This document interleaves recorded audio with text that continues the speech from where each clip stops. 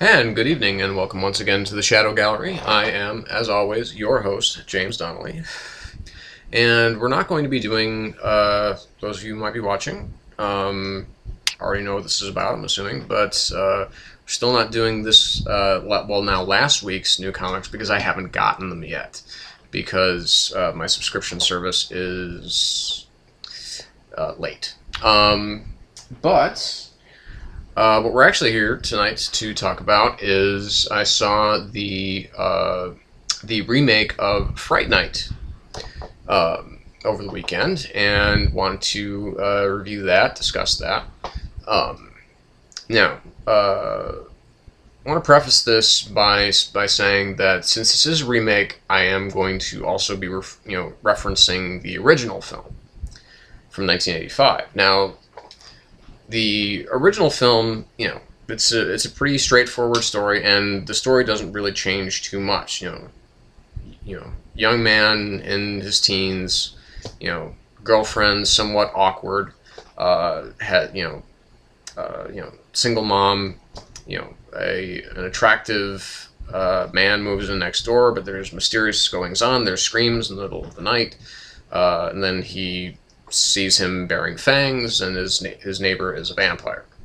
And he enlists the help of an old vampire movie actor, Peter Vincent, who's played by Roddy McDowall in that film, to assist him with eliminating this vampire.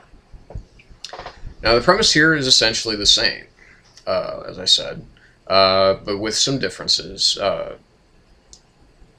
So we have what I actually think is a much more talented cast than the original film. You have Anton Yelchin, who most of you will probably know from Star Trek. He played the young Chekhov. I should say Star Trek, the most recent, the J.J. Abrams Star Trek.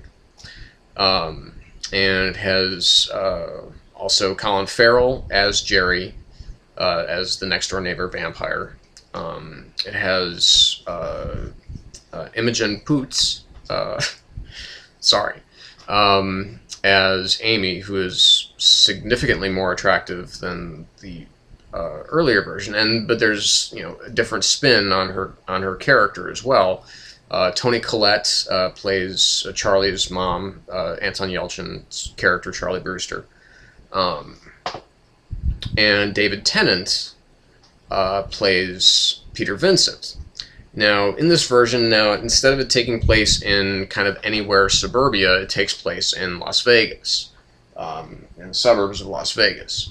It begins abruptly, really, with this scare sequence in which a young man, his family is apparently being butchered. And he tries hiding from whatever's butchering his family, and then all of a sudden, boom! The bed gets he's under a bed. The bed gets massively flipped over. He gets pulled out, and then we begin the film. Now, in this film, Charlie Brewster's not so much of a he's not so much of an outcast now as he used to be.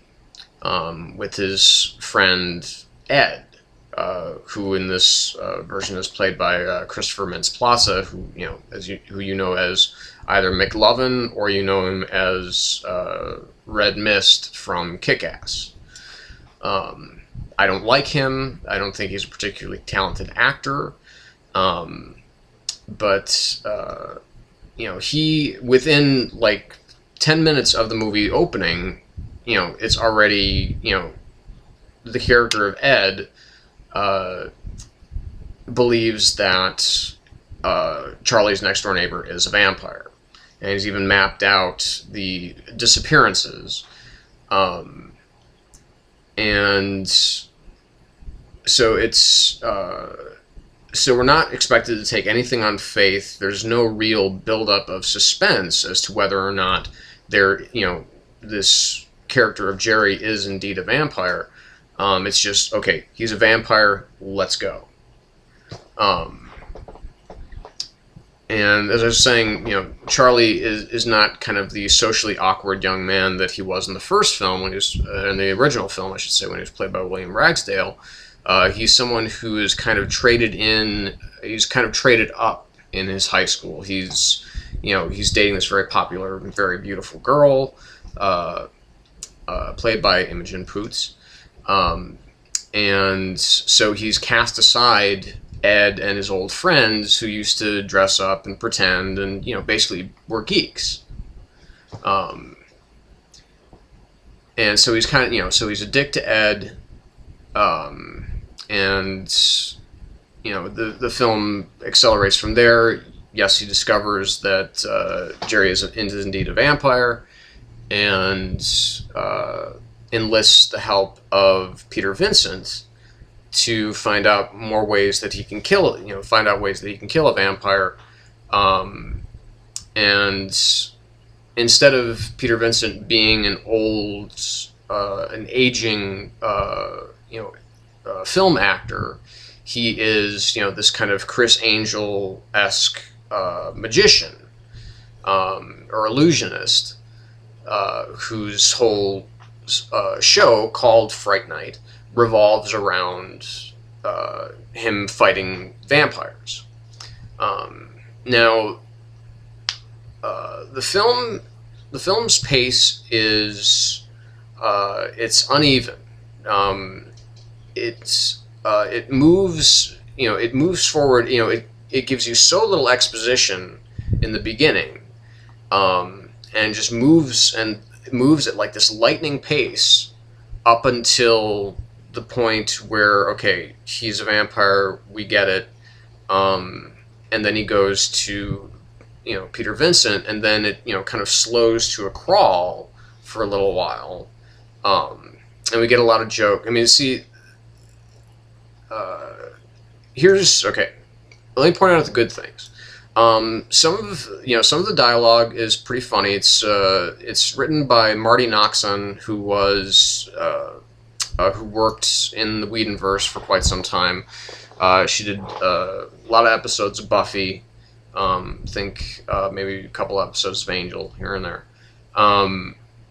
So she knows her vampire lore. So some of the jokes work really well. Some of the beats of action work really well, and some of the character moments also work well. Colin Farrell is really, really good here. He is very much, kind of like what this film sets out to be. Its mission statement, if you will, seems to be, okay, well, it's anti-Twilight. And there are references to that in the film.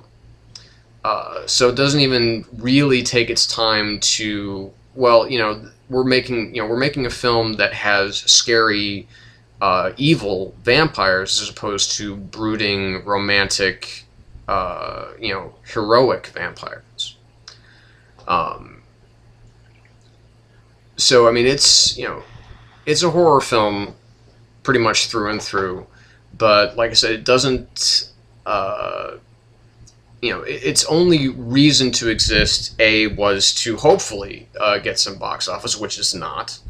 It's doing pitifully box office wise, and its other purpose is to be, like I said, like the anti-Twilight.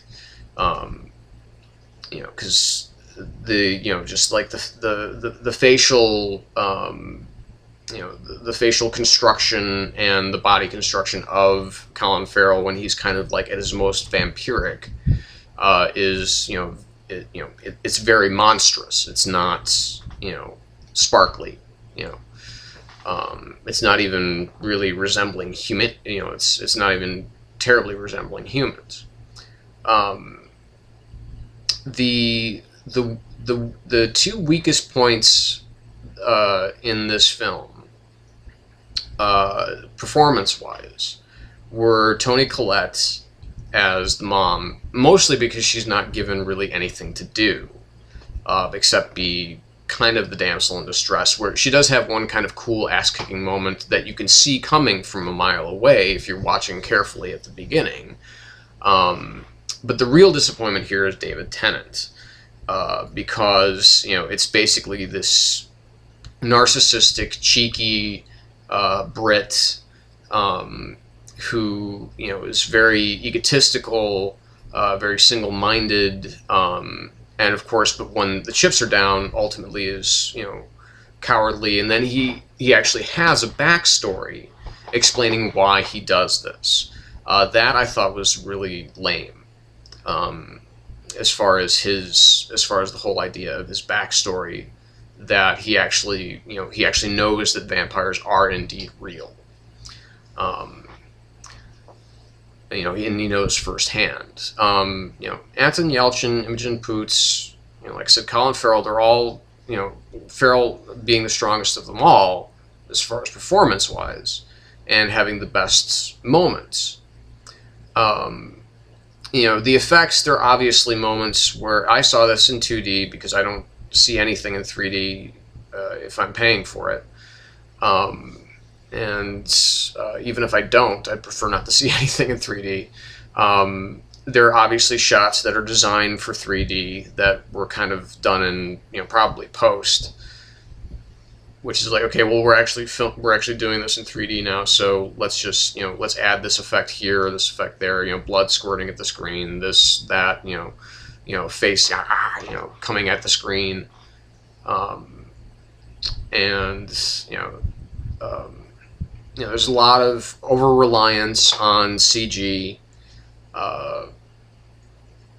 You know, there are some emotional moments. You know, the thing is that, you know, about the first film is that it's paced very evenly. It takes its time establishing suspense and character, especially with the character of Peter Vincent, because Peter Vincent, you know, Roddy McDowall was more or less kind of, you know, he wasn't the star of the film, but he definitely was a major centerpiece to the film. The fact that he is just an actor, and that, you know, he does have to, you know, there's a character arc there. You know, it's, as opposed to it going from, as opposed from it going from zero to hero, which Peter Vincent does in this. You know, it's like, okay, he's the cheeky Brit, he's a coward, he's a hero. You know, so, you know, that's, you know, and of course then there's the adding on of, you know, more vampires. You know, it's kind of not a legion necessarily, but certainly, you know, in the first film there were 2 vampires. There was Jerry and there was Ed.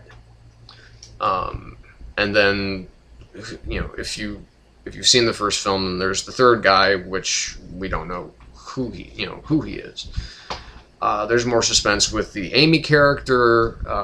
You know, it's, again, this film, unfortunately, just it seems like it was, because it was about it's 90 odd minutes. It seems like this could have easily have been about 15 minutes longer in order to get proper character beats. It does have a nice cameo by Chris Sarandon, who was Jerry Dandridge in the original film. But aside from that, it really, it's maybe a 5 out of 10. It's not very good. I wanted it to be good because, you know, I don't like the trend that vampire films are going in. I like the fact that this is a monster movie and a horror movie about vampires, as opposed to either brooding, dark, you know, Interview with a Vampire, or sparkly, teen-oriented, you know, Twilight shit. So I would still see this again over any of the Twilight films any day of the week, but still ultimately just a very mediocre remake and totally unnecessary. So that's my review. Comment, criticize, share with me your thoughts. Thumbs up, thumbs down. Subscribe to my videos if you like comics and if you like movies, because I'm here and that's what I'm here to do. So This has been the Shadow Gallery, and we'll see you next time. Good night.